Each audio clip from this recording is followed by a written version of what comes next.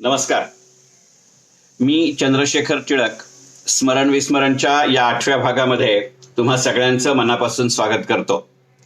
आजच्या पुस्तकाकडे जायच्या आधी तुम्हा सगळ्यांना आपल्या आजच्या स्वातंत्र्य दिनाच्या मनपूर्वक शुभेच्छा देतो.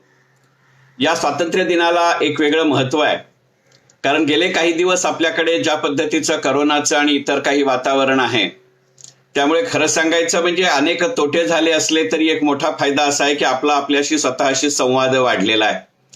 आणि या दृष्टिकोनातनं विचार करायचा झाला तर असा आत्मसंवाद आणि त्याच वेळेला स्वातंत्र्य दिन या दोन्ही वेळेला मला राहून 12 मे 2020 आपले माननीय पंतप्रधान नरेंद्र मोदी यांनी जी आत्मनिर्भरतेची घोषणा दिली, आत्मनिर्भर भारत अभियानाची जी घोषणा दिली, त्याची राहून आठवण येते. आणि त्या 12 मेच्या आत्मनिर्भर अभियानाची घोषणा ऐकल्यापासून एक पुस्तक माझ्या मनामध्ये फार आहे, आणि ते पुस्तक म्हणजे डॉक्टर अरुणा ढेरे यांचं मैत्रेयी. डॉक्टर अरुणा ढेरे यांचं मैत्रेयी या संपूर्ण पुस्तकामध्ये आत्मनिर्भर हा शब्द कुठेही येत नाही.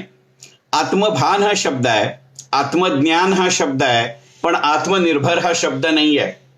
पण तरी सुद्धा आत्मनिर्भर म्हटल्यानंतर मला मैत्रेयी या पुस्तकाची आठवण व्हायचं सगळ्यात महत्वाचं कारण असं होतं की त्या पुस्तकामध्ये एक असा प्रसंग आहे की जिथे याज्ञवल्क्य आणि मैत्रेयी यांच्यातल्या एका संवादाचा तो प्रसंग आहे.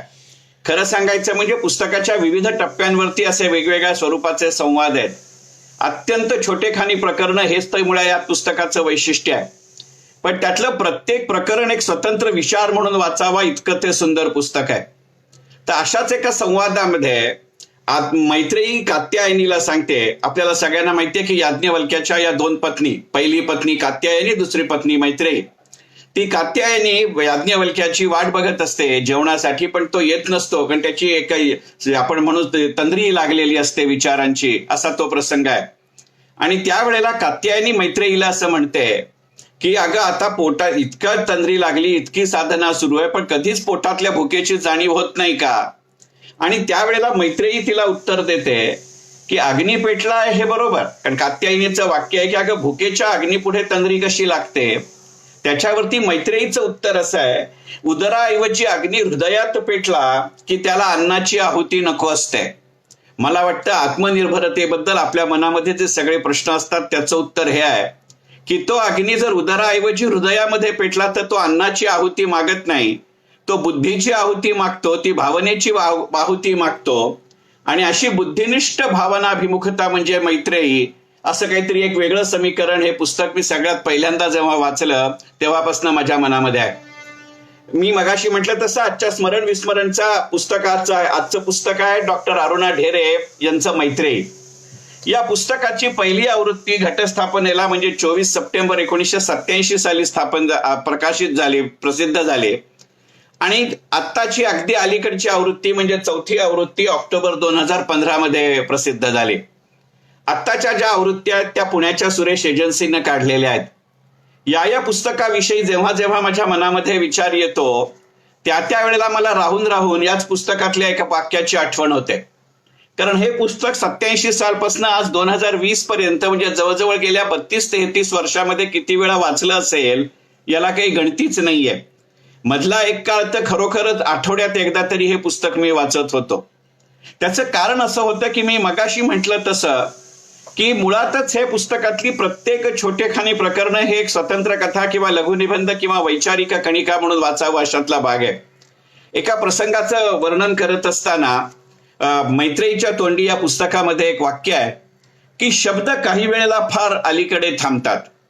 आज हे संपूर्ण विवेचन करत असताना माझी नेमकी या पुस्तकाबद्दलची स्थिती किंवा भूमिका हीच आहे की या पुस्तकाविषयी बोलताना शब्द काही वेळेला फार अलीकडे थांबतात.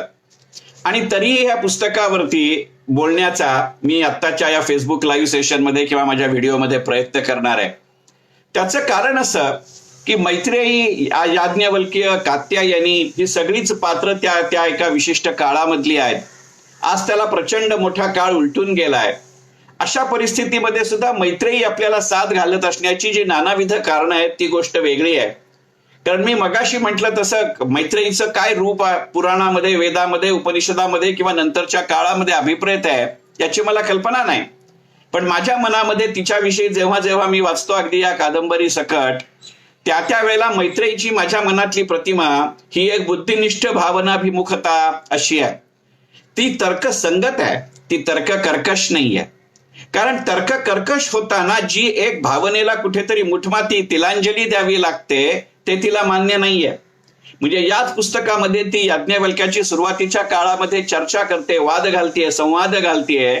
या प्रकरणापासूनच तिची तर्क कर्कशता दिसते.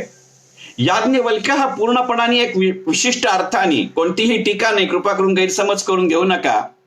या पुस्तकाच्या सुरुवातीच्या काही प्रकरणामध्ये याज्ञवल्क्य हे एक अत्यंत बुद्धिजीवी असे व्यक्तिमत्व आपल्याकडे पुढे येतं. आणि मग मैत्रेयीच्या सहवासातनं त्याच्या बुद्धिजीवतेला एक प्रकारची जी भावनाभिमुखता मिळते. हा याज्ञवल्क्याचा झालेला प्रवास हा मैत्रेयी मूळचा प्रवास आहे. आणि मला असं वाटतं की आपल्या सगळ्यांच्या आयुष्यामध्ये त्या पातळीचा नसला तरी सुद्धा अशाच आशयाचा प्रवास हा होत असतो. याज्ञवल्क्य, कात्यायनी, मैत्रेयी ही यातली साहजिक 3 महत्वाची प्रकरणं किंवा पात्र. कात्यायनी ही याज्ञवल्क्याची पहिली पत्नी, एक ज्याला आपण ऐहिक आयुष्य म्हणतो त्या ऐहिक आयुष्याचा विचार करणारी एक संसारमग्न स्त्री. आणि मी म्हटलं तसं मैत्रेयी ही पूर्णपणाने ज्याला आपण बुद्धिनिष्ठ म्हणू, की जी एखाद्या सभेमध्ये गार्गीसारखं तिने याज्ञवल्क्याला हरवलं जरूर नसेल, पण गार्गी ज्या सभेमध्ये याज्ञवल्क्याशी बिनतोड प्रतिवाद करत होती त्या सभेमध्येच मैत्रेयी तिच्या प्रेमामध्ये पडते, त्याच्या प्रेमामध्ये पडते असं हे प्रकरण. आणि त्या काळामध्ये मैत्रेयीची जी बुद्धिनिष्ठ पण तरीही भावनाभिमुख अशी प्रतिमा आहे त्यातनं तो याज्ञवल्क्य बनत जातो. आणि त्यामुळे ज्या वेळेला मी हे पुस्तक असं वाचतो त्या प्रत्येक वेळेला, मी मगाशी म्हटलं तसं गेल्या 32-33 वर्षात कमीत कमी 1000 वेळा हे पुस्तक वाचून झालं असेल. आणि मला फार असं वाटतं की खरं म्हणजे आपणच याज्ञवल्क्य असतो, आपणच कात्यायनी असतो आणि आपणच मैत्रेयी असतो. कात्यायनी ते मैत्रेयी व्हाया याज्ञवल्क्य असा प्रवास म्हणजे आपलं आयुष्य असतं का याचा विचार करू. साहजिकच तुमच्या माझ्यासारख्या सर्वसामान्य माणसाच्या आणि वाचकाची ह्या प्रवासाची पातळी, दर्जा, उंची, खोली कोणत्याही अर्थाने याज्ञवल्क्य किंवा मैत्रेयीच्या तोडीची नसेल. पण खरं सांगायचं म्हणजे त्या प्रवासाचं स्वरूप, त्या प्रवासाची तीव्रता, त्या प्रवासाचं वर्णन हे तेवढंच असतं. हे पुस्तक सगळ्यात पहिल्यांदा वाचलं तेव्हापासून आजपर्यंत मला जर सगळ्यात कुठचा भाग, म्हणजे बाकीचा भाग आवडला नाही असं नाही, पण सगळ्यात पहिल्यांदा ज्या कोणत्या गोष्टीकडे लक्ष गेलं असेल त्याचं कारण ते पुस्तकाच्या सुरुवातीलाच येतं. तर या पुस्तकाची अर्पण पत्रिका, त्याला अर्पण पत्रिका हा शब्द वापरलेला नाही, मग ते कदाचित त्या मनोगताचं शीर्षक आहे असंही तुम्ही म्हणू शकता. पण स्वतः लेखिका या पुस्तकाकडे कसं पाहते हे मला फार मनापासून आवडतं. त्या पानावरचा ती एकमेव ओळ आहे आणि ती ओळ अशी आहे, उपनिषदानो मैत्रेयी तुमच्यातून आले. मला वाटतं एकंदरीतच या पुस्तकाकडे कसं पाहायचं याचं हे एक अत्यंत उत्कृष्ट पासवर्ड असं हल्लीच्या भाषेत म्हटलं तरी चालेल अशा आशयाची ही रचना. आणि मग त्याच्यानंतर लगेचच या कादंबरीचा जन्म कसा झाला याच्याविषयी अरुणाताईंनी जे एक मनोगत लिहिलंय, जमतेम एकपानी मनोगत आहे. माझी मनापासूनची इच्छा आहे की तुमच्यासारख्या जाणकार चोखंदळ वाचकांनी ते आधीच वाचलं असेल, पण जर वाचलं नसेल तर ते जरूर वाचावं. एकंदरीतच अरुणाताईंची मैत्रेयी हे पुस्तक लिहिण्यामागच्या निर्मितीची ती प्रक्रिया असली तरी सुद्धा मला असं वाटतं की ती एक फार मोठी सूचक आणि समर्पक अशी घटना आहे. आपण सगळेजण मैत्रेयीसारखी कादंबरी लिहू, पुस्तक लिहू अशातला भाग नाही, पण आपल्या मनातल्या ज्या काही मूर्त अमूर्त कल्पना असतात त्यांचेही धागेदोरे असे कुठेतरी अतीताशी जोडलेले असतात. ते अतीत काही वेळेला आपल्याला पूर्णपणे स्पष्ट नसतं, बहुतांश वेळेला ते अस्पष्ट आणि धुसरच असतं, पण त्या धुसरतेचा जो धागा आपल्याला सतत बांधत राहतो अशाही अर्थाने मैत्रेयी आपल्या आयुष्याचं प्रतीक असतं का असा मला पडलेला प्रश्न आहे. आणि मग ह्याच्यामध्ये ज्या पद्धतीचं याज्ञवल्क्य आणि मैत्रेयी यांचं जे एक नातं आहे, जो भावबंध आहे, तो ज्या पद्धतीने उलगडत जातो तो मला फार मोहक आणि वेधक वाटतो. आपल्या स्मरण विस्मरणच्या या आधीच्या भागामध्ये म्हणजे 7व्या भागामध्ये जो 9 ऑगस्टला आपण केला होता त्याच्यामध्ये मी अरुणाताई ढेरे यांच्याच जाणीवा जाग्या होताना या पुस्तकाचा उल्लेख केला होता किंवा तो भाग त्या पुस्तकावरती होता. जाणीवा जाग्या होताना मध्ये सुद्धा मैत्रेयी या प्रकरणाविषयी आहे. आणि त्यावेळेला मी ओझरतं असं म्हटलं होतं की खरं सांगायचं म्हणजे मैत्रेयी या प्रकरणाविषयी किंवा व्यक्तिमत्वाविषयी मी जास्त बोलणार नाही. आणि त्याच्यावरती मला एक स्वतंत्र भाग करायला आवडेल. आणि मग त्याच्यानंतरच्या गेल्या 5-6 दिवसामध्ये अनेकांनी केलेल्या मागणीनुसार मी यथाशक्ती यथामती अरुणा ढेरे यांच्या मैत्रेयी या पुस्तकावरती बोलण्याचा प्रयत्न करणार आहे.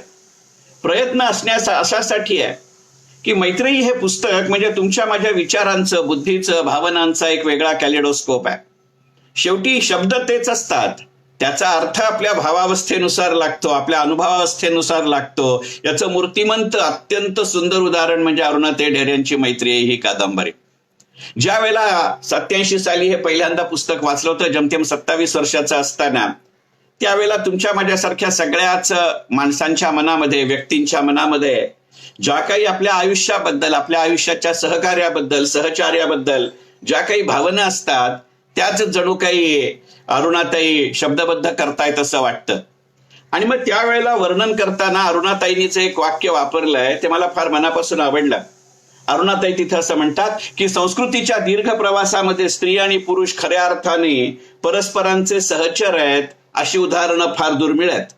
किंबहुना केवळ कुटुंबिनी, केवळ गृहस्वामिनी, केवळ रतिसंगिनी, केवळ भावमोहिनी एवढंच नव्हे तर विचार प्रवासातली सहप्रवासिनी म्हणून स्त्रीची साथ असणारे पुरुष मोजकेच आहेत आणि याज्ञवल्क्य त्या मोजक्यातला आहे.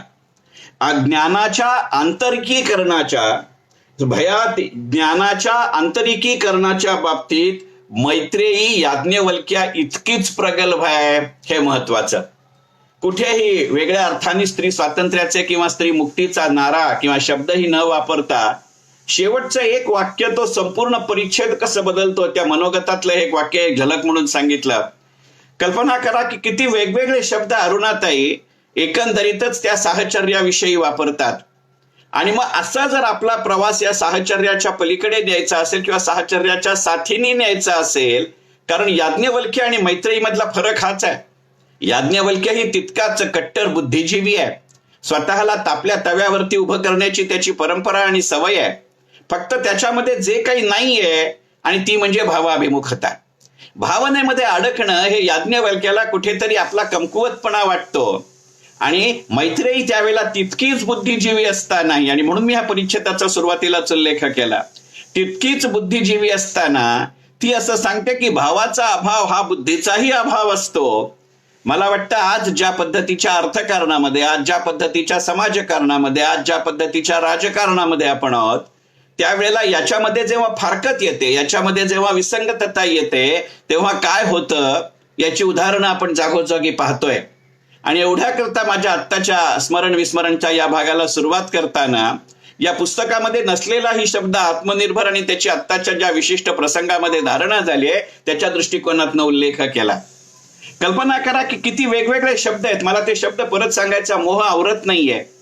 अरुणाताई असं म्हणतात की केवळ रतिसंगिनी, केवळ कुटुंबिनी, केवळ गृहस्वामिनी, केवळ भावमोहिनी म्हणून नव्हे तर विचार विश्वातली सहप्रवासिनी म्हणून ती त्याला साथ देते.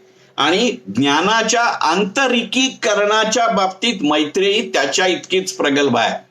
मला आंतरिकीकरण हा शब्द फार आवडला.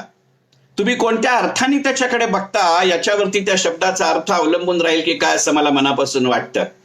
एका अर्थाने जर पाहिलं तर हे आंतरिकीकरण म्हणजे ह्या सगळ्याचा स्रोत माझ्या मनामध्ये आहे अशा अर्थाचा आहे. म्हणजे मीच माझ्या विश्वाचा शिल्पकार, जीवनाचा शिल्पकार असं जे एका वेगळ्या अर्थानं सांगितलं जातं त्याची ही सुरुवात आहे.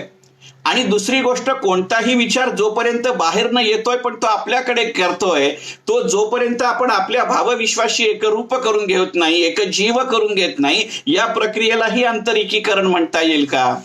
मग हल्लीच्या व्यावसायिक जगामध्ये ज्याला कस्टमायझेशन असं म्हणतात, त्या कस्टमायझेशनच्या प्रवासामध्ये हे जे वेगवेगळे पैलू आहेत, साहजिक वैयक्तिक आयुष्य आणि व्यावसायिक आयुष्य याच्यामध्ये फरक असतील, परंतु या ज्या भावावस्थेच्या टप्प्या आहेत की ती कुटुंबिनी आहे का, ती गृहस्वामिनी आहे का, ती रतिसंगिनी आहे का, ती भावमोहिनी आहे का, आणि त्याच्याच बरोबरीनं ती विचार प्रवासातली सहप्रवासिनी आहे का, हा जो शब्द प्रयोग आहे किंवा ही जी प्रक्रिया आहे ती मला फार मनापासून पटते. कल्पना करा, इथनं हे पुस्तक सुरू होतं आणि या पुस्तकाचं जे शेवटचं प्रकरण आहे ते तर अक्षरशः आम्ही पूर्ण पुस्तक जर 1000 वेळा वाचलं असेल तर हे शेवटचं प्रकरण सुटेपणाने मी कमीत कमी 1,500 ते 2,000 वेळा वाचलं होतं. आणि म्हणूनच जाणीवा जाग्या होतानाचाही विवेचन करत असताना हा प्रसंग सांगितल्या वाचून मला राहवलं नव्हतं. त्या पुस्तकाच्या शेवटच्या एका प्रकरणामध्ये याज्ञवल्क्य असं ठरवतो की आता आपला आश्रमाचा जो कारभार आहे तो थांबवायचा आणि यत्न बाजूला व्हायचं आणि संन्यासाश्रमाकडे किंवा त्या प्रवासाकडे सुरुवात करायची. आणि त्यावेळेला तो कात्यायनीला आणि मैत्रेयीला समोर बोलवून असं सांगतो की ही जी काही माझी व्यवस्था आहे ती तुमची वाटणी मी तुमच्या दोघांच्या मध्ये करून देऊ इच्छितो. कात्यायनी काय सांगते हा प्रसंग वेगळा आहे, परंतु मैत्रेयी असं म्हणते की तुम्ही जे पैसे देणार आहेत अशा अख्ख्या पृथ्वीची स्वामिनी देऊन मी सुखी होईन याची तुम्हाला खात्री आहे का? आणि ती खात्री नाही म्हणून तर तुम्ही हे सोडून देताय की नाही? आणि तुमच्यासारखा बुद्धिजीवी मनुष्य हे सगळं सोडून जातो याचा अर्थ ते कुठे मिळेल, कसं मिळेल याची तुम्हाला पूर्ण कल्पना आहे. मग ते ज्ञान तरी मला परत द्या, किंवा मी जी तुमच्यात समाविष्ट झालीये ती मला परत द्या. माझं आत्मभान मला परत द्या, माझं आत्मज्ञान मला परत द्या. मला वाटतं एकंदरीतच याच्यापेक्षा आत्मनिर्भरतेची प्रक्रिया दुसऱ्या कोणत्या अर्थाने वेगळी असते का किंवा असू शकते का? आणि म्हणून मला हे पुस्तक वारंवार वाचावंसं वाटतं. मग हे जे आत्मभान आहे, हे जे आत्मज्ञान आहे, ही जी आत्मप्रचिती आहे त्याचं स्वतःचं नोटिफिकेशन किंवा त्याचं स्वतःचं रिअलायझेशन याचा अर्थ अशा पद्धतीचा आहे का? ही संकल्पना जरूर शेवटी येते, पण हे संपूर्ण पुस्तक म्हणजे अशा पद्धतीचं आत्मभान किंवा अशा पद्धतीचं आत्मज्ञान याची एक वेगळ्या अर्थाने प्रक्रिया आहे. मी माझ्या एका डॉक्टर मित्राला गमतीने असं म्हटलं होतं की अरे अरुणा ढेरेंचं मैत्रेयी हे पुस्तक रूढार्थाने सायकॉलॉजीवरचं पुस्तक नाही, मानसशास्त्रावरचं पुस्तक नाही, परंतु माझ्या व्यावसायिक आयुष्यामध्ये इतक्या वेगवेगळ्या गोष्टी हाताळत असताना मला या पुस्तकातल्या एका प्रसंगाने नेहमी माझे पाय जमिनीवर ठेवले किंवा मला माझी गोष्ट बरोबर होते की नाही हे पाहण्याचा विचार आला. कारण पूर्णपणाने वयानं आपल्यापेक्षा लहान, ज्ञानाने आपल्यापेक्षा मोठी, आपल्यापेक्षा जास्त ठाम मताची अशा जवळजवळ 200-250 तरुणांशी जेव्हा शेवटची 10-12 वर्ष माझ्या करिअरचा प्रमुख म्हणून काम करत होतो तेव्हा अनेक वेळेला व्यावसायिक आयुष्यात त्या प्रत्येकाच्याच येतात. यांना त्या स्वरूपाने टप्पे येतात की आपल्याला काही वेळेला पुढच्याचा विचार पटत नाही, पुढच्याचं काही वेळेला वागण्याची पद्धत पटत नाही, काही वेळेला वागणंही पटत नाही. आणि मग आपल्याला तो राग येतो, पण तो राग व्यक्त तर करता येत नाही, ते इंटरनल कंबशन मशीन सारखं होतं. मग त्याच्यावरती आपल्याला स्विच ऑन स्विच ऑफ अशा पद्धतीचे मुलामे दिले जातात. अशा वेळेला या पुस्तकातला एक प्रसंग मला राहून राहून आठवतो. कात्यायनी एकदा मैत्रेयीला विचारते, तुला या गोष्टींचा राग येत नाही का ग?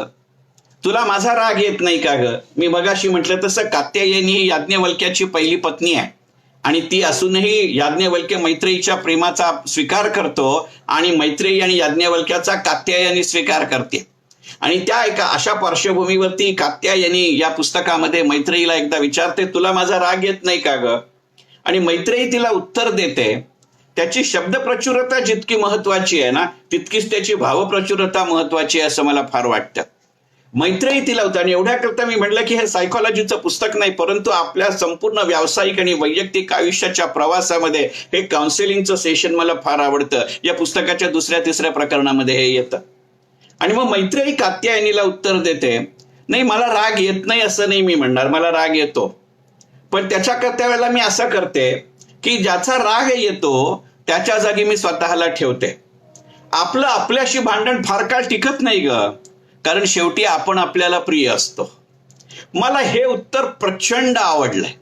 मला किती प्रमाणामध्ये माझ्या व्यावसायिक किंवा वैयक्तिक आयुष्यात हे अंमलात आणता आलं ही गोष्ट वेगळी, खरं म्हणजे अपवादानी चालं. काही वेळेला अपरिहार्यतेतनं येतं ती गोष्ट वेगळी, पण ती अपरिहार्यता तिथे जिंकत असते, आपली ही प्रक्रिया जिंकत नसते. पण तरीही एक विचार प्रक्रिया म्हणून पुन्हा मगाशी मी म्हटलं तसं मैत्रेयीचं संपूर्ण वाक्य किंवा व्यक्तिमत्व ही बुद्धिनिष्ठ भावनाभिमुखता अशी आहे. कारण या उत्तराचा समारोप करताना किंवा त्यातलं शेवटचं वाक्य या कादंबरीतलं असं आहे आणि ते मला फार आवडलं की मगाशी मी म्हटलं तसं ती म्हणते की जे मला राग येत नाही असं नाही, ज्याचा राग येतो त्या व्यक्तीच्या जागी मी स्वतःला ठेवते आणि मग ते भांडण मिटतं. कारण आपलं आपल्याशी फार काळ भांडण टिकत नाही आणि शेवटी आपण, आणि त्याचं कारण ती असं सांगते की शेवटी आपण आपल्याला प्रिय असतोच. आणि मग हे असं झालं की त्या दृष्टिकोनाकडे, त्या प्रसंगाकडे बघण्याची वृत्ती कशी होते याचं मैत्रिणींनी केलेलं वर्णन, आणि खरं म्हणजे ती अरुणा ढेरे यांची शब्द संपदा आहे किंवा शब्द श्रीमंती आहे, शब्द वैभव आहे. ते शब्द मला मनापासून आवडलेत. आणि असे अत्यंत सुंदर चपखल शब्द म्हटलं तर संस्कृत प्रचूर, परंतु ते पटकन तोंडात बसतील असं. आणि ह्या संपूर्ण वृत्तीचं प्रक्रियेचं वर्णन करताना ती असं म्हणते की अगं रागाची जागा शांततेने का घेते, कारण मी स्वतःला आधी त्या माणसाच्या जागी ठेवलेलं असतं, त्यामुळे एका अर्थाने मीच माझा विचार करत असते.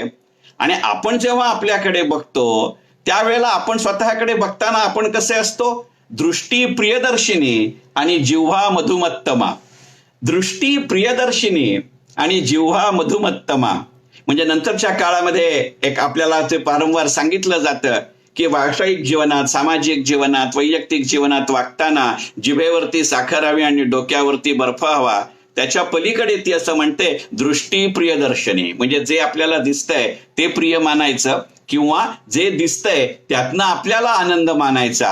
ही जी प्रक्रिया आहे हेही एका वेगळ्या अर्थाचं कस्टमायझेशन आहे का. आणि मग मगाशी जो शब्दप्रयोग मनोगतामध्ये अरुणाताईंनी वापरला असं मी म्हटलं की ज्ञानाच्या आंतरिकीकरणाचं, मला वाटतं अशा पद्धतीने त्या आंतरिकीकरणाच्या प्रक्रियेतला हा एक टप्पा आहे का. म्हणजे म्हटलं तर याज्ञवल्क्य आणि मैत्रेयी यांच्यातल्या बुद्धिनिष्ठ भावनिष्ठ प्रणयाचं वर्णन करणारं हे पुस्तक आहे. पण त्याच वेळेला ते एखाद्या आंतरवक्र बहिर्वक्र भिंगासारखं वारंवार तुमच्याकडे तुम्हाला सांगत राहावं लागतं. आणि मग ते उद्युक्त करत असताना याच पुस्तकातल्या एका दुसऱ्या प्रकरणामध्ये याज्ञवल्क्य आणि मैत्रेयी यांच्या एका संवादामधलं एक वाक्य मला राहून राहून आठवतं. आणि ती म्हणते, कदाचित आत्ताचे मी उदाहरण दिलं की राग येत नाही, कारण मी राग येतो त्यावेळेला त्या व्यक्तीच्या जागी मी स्वतःला निर्मिती कल्पित आहे. आणि मग त्या प्रक्रियेचा पुढचा टप्पा म्हणून कदाचित या उत्तराकडे बघता येईल का असा मी विचार करतो. आणि मग तिथे मैत्रेयी एका ठिकाणी असं म्हणते की कोणतीही गोष्ट समजण्यासाठी स्वतःला तर विसरलं पाहिजेच, पण तेवढ्यानं भागत नाही, आपली समजूतही त्याच्यासारखी करून घ्यावी लागते. मग मगाच्या त्या बौद्धिक आंतरिकीकरणाची प्रक्रिया याच्यापेक्षा काय वेगळी असते. आपण ज्या वेळेला एखादी नवीन गोष्ट, नवीन विचार, नवीन संकल्पना, नवीन प्रक्रिया शोधण्याच्या प्रक्रियेमध्ये असतो त्यावेळेला ज्याला आपण इंटर रिलेशनशिप म्हणतो, मग ती इंटर रिलेशनशिप आपण आणि आपले विचार आणि आपली कृती, आपण आणि समोरचा, आपण समोरचा आणि परिस्थिती, यातला प्रत्येक कंगोरा जर बदलत असेल तर ही प्रक्रिया किती वेगवेगळ्या पद्धतीने करायला लागते याचा विचार आपल्याला करावा लागतो. आणि मला वाटतं अशा सगळ्या गोष्टींचा विचार म्हणजे वेद आणि उपनिषद असतील का. ज्या वेळेला या पुस्तकाच्या पहिल्याच पानावरती उपनिषदानो मैत्रेयी तुमच्यातून आली असं जेव्हा अरुणाताई म्हणतात त्यावेळेला मग या वेद आणि उपनिषदांकडे कसं पाहायचं याचंही एक वेगळं संमेलन, संमोहित संमेलन असं मी गमतीने म्हणतो. संमोहित संमेलन म्हणून या पुस्तकामध्ये वेदांची व्याख्या मैत्रेयीच्या तोंडून अरुणाताई सांगतात. अरुणाताई असं म्हणतात की वेद म्हणजे सृष्टी आणि देवता यांच्या संबंधातल्या प्रौढांच्या जाणत्या कल्पना. मला ह्यातला प्रौढांच्या हाही शब्द खूप आवडला आणि जाणत्या याही कल्पना आवडल्या. कारण आपण अजाणतेपणाने विचार करायला सुरुवात करतो. सुरुवात करताना आपण अजाणते असलो तरी चालतो, परंतु विचार करत करत असताना, कारण अजाणते असतो म्हणून आपण विचार करतो. मला फार मनापासून असं वाटतं आता आयुष्याच्या या टप्प्यावरती की आपण अजाणते असतो हे फार बरं असतं, म्हणून निदान आपण विचार करायला सुरुवात तरी करतो. त्याच टप्प्यावरती जर आपण जाणते असतो तर आपण विचार करायला सुरुवातच करणार नाही, कारण तोपर्यंत आपण स्वतःला पटवत राहतो की त्या क्षणाला मला जे वाटतंय तेच फक्त बरोबर आहे. आणि मग हे जे आंतरिकीकरण आहे, हे जे कस्टमायझेशन आहे आणि याचा मी पासून दुसऱ्याकडे जाण्याचा जो प्रवास आहे, मी पासून आम्हीकडे जाण्याचा जो प्रवास आहे, अशा अर्थामध्ये एकांत या शब्दाचा जो एक वेगळा अर्थ लागायला लागतो ते आपण लक्षात घेऊ. ललित लेखनामध्ये प्रणय ही भावना असते जशी या पुस्तकामध्येही आहे, पण ललित लेखनामध्ये एकांत हा एकारलेला शब्द येतो. अशा पद्धतीच्या पुस्तकांमध्ये एकांत हा पार्श्वभूमीसारखा फिरत असताना तो तुमच्याशीच तुमचं नातं जोडायला लागतो. आणि मग आपण मी मगाशी म्हटलं तसं तो मी पासून आम्हीकडचा प्रवास असतो. संपूर्ण हे पुस्तक म्हणजे मैत्रेयीच्या निमित्ताने अरुणाताई आपल्याला मी पासून आम्हीकडच्या प्रवासाकडे नेतात का याचा मला पडलेला प्रश्न आणि विचार असा आहे. याचं कारण असं आहे की आपण याज्ञवल्क्य हा शब्द इतके वेळेला वापरतो, पण याज्ञवल्क्य या शब्दाचा अर्थ आहे यज्ञाचा वक्ता. त्याचा एक पुसटसा उल्लेख या पुस्तकामध्ये येतो की याज्ञवल्क्य म्हणजे यज्ञाचा वक्ता. मग तो जर यज्ञाचा वक्ता असेल तर हे जितके वेळेला मी पुस्तक वाचतो त्या प्रत्येक वेळेला मला असं वाटतं की कात्यायनी हा त्या यज्ञाचा यजमान असेल आणि मैत्रेयी ही त्या यज्ञाची प्रक्रिया असेल. मग असं जर असेल की याज्ञवल्क्य म्हणजे यज्ञाचा वक्ता, कात्यायनी म्हणजे यज्ञाचा यजमान आणि मैत्रेयी म्हणजे यज्ञाची प्रक्रिया, तर मला वाटतं की हे पुस्तक म्हणजे कात्यायनी ते मैत्रेयी व्हाया याज्ञवल्क्य असा प्रवास आहे का, हा मला पडलेला प्रश्न आहे. आणि म्हणून मी मगाशी असं म्हटलं की आपल्यातच याज्ञवल्क्य असतो, आपल्यातच मैत्रेयी असते आणि आपल्यातच कात्यायनीही असते.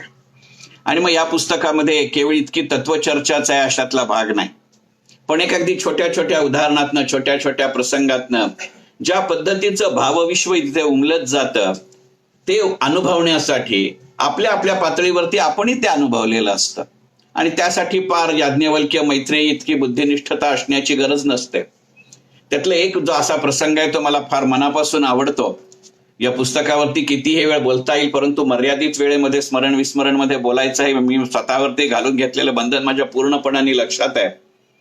एकंदरीतच आपण आठवणींकडे कसं बघतो, कारण आठवण हा शब्द आपल्या सगळ्यांच्या भावविश्वाशी, आपल्या आयुष्याशी खूप निगडीत असतो. कारण आठवण यायलाही निमित्त लागत नाही, आठवण यायलाही कारण लागत नाही. आठवणींचे तरीही जे काही व्हायचे ते परिणाम मात्र होत असतात. आणि मग या आठवणींकडे कसं पाहायचं किंवा कसं पाहिलं जातं याचा विचार मला फार मनापासून आवडतो. आणि मग त्या आठवणीकडे बघत असताना एकदा मैत्रेयी याज्ञवल्क्याला या पुस्तकामध्ये सांगते की आठवण म्हणजे अनुभवातला प्रत्येक धागा, प्रत्येक रंग सुटेपणाने पुन्हा पाहणं. तेव्हाच तर तो माणूस घडवत असतो, पण त्याच्याकडे तो वेगळेपणानं पाहू शकत नाही. आणि मग त्याची आठवण येते तेव्हा ते घडत असताना आपण सुट करून पाहू शकत नाही. आठवणीच्या निमित्ताने त्या प्रसंगातनं आपण आपल्याला सुट करून पाहू शकतो का, हे पाहू. आणि मग मला फार असं वाटतं की या कादंबरीच्या बरोबर मधल्या टप्प्यावरती हा प्रसंग येतो. आणि मग त्यावेळेला ती म्हणते, मैत्रेयी याज्ञवल्क्याला म्हणते की तुम्हाला माझी आठवण येते म्हणजे तुम्ही तुम्हालाच तुमच्यापासून वेगळं करून पाहत असता. मला असं वाटतं की ही प्रक्रिया खरंच आपल्याही आठवणींबद्दल होत असते का. बघा मैत्रेयीचं वाक्य काय. मैत्रेयी याज्ञवल्क्याला असं म्हणते की तुम्हाला माझी आठवण येते म्हणजे तुम्ही तुम्हालाच तुमच्यापासून वेगळं करून माझ्याकडे पाहत असता. आपण आपल्याला आपल्या भावभावनांना, आपल्या वैशिष्ट्यांना वेगळं करून स्वतःकडे असं पाहू शकतो का, याचा विचार करणं याचा अर्थ मैत्रेयी असतं का. आणि म्हणून मी मगाशी म्हटलं की आपल्यालाही ह्याची ओढ असते कुठेतरी, आपल्याला ते कुठेतरी पाहायचं असतं, परंतु आपल्याला ते जमतच अशातला भाग नाही. अशीच एखादी ॲब्स्ट्रॅक्ट कल्पना ही या पुस्तकामध्ये येते आणि आपण त्याच्याकडे तशा अर्थाने पाहिलेलं नसतं. म्हणजे मैत्रेयीच्या रूपातनं, मैत्रेयीच्या मुखातनं, याज्ञवल्क्याच्या निमित्तानं, कात्यायनीच्या संदर्भातनं अरुणाताई या पुस्तकामध्ये असे अनेक छोटे छोटे भावविभोर प्रसंग रेखत जातात.